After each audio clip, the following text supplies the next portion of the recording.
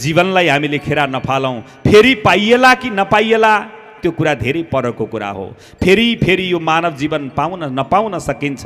पुनरपि जननम पुनरपि मरणम, जन्मने र मर्ने चक्रमा हामी जन्मदै मर्दै धेरै पटक गरिसक्यौं। अब यो पटक यो धरतीमा यो कालीगण्डकीको सभ्यतामा बसेका हामी व्यक्तिले भगवानको नाम सम्झेर मुक्तिको मार्गमा जानु सिवाय अर्को कुनै विकल्प छैन। अब फेरि जन्मने होइन, फेरि हामी पशु चौपाय बन्ने होइन, फेरि बन्धनमा गएर जगडिने होइन, फेरि माया प्रेमको भुमरीमा हामी बस्ने होइन। त्यसैले भगवत चिन्तन गरेर मुक्तिमा जानका लागि सत्सङ्ग बडो महत्त्वपूर्ण कुरा छ।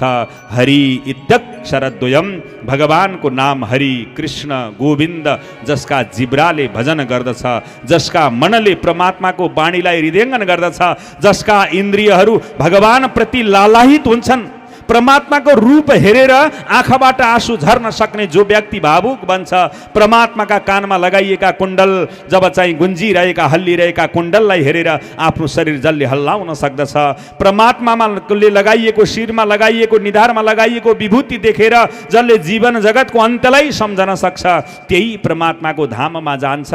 हामीमा भाव पैदा नभएसम्म, भगवत चिन्तन हामीले नगर्दासम्म यो हृदयमा प्रभुको वास हुँदैन।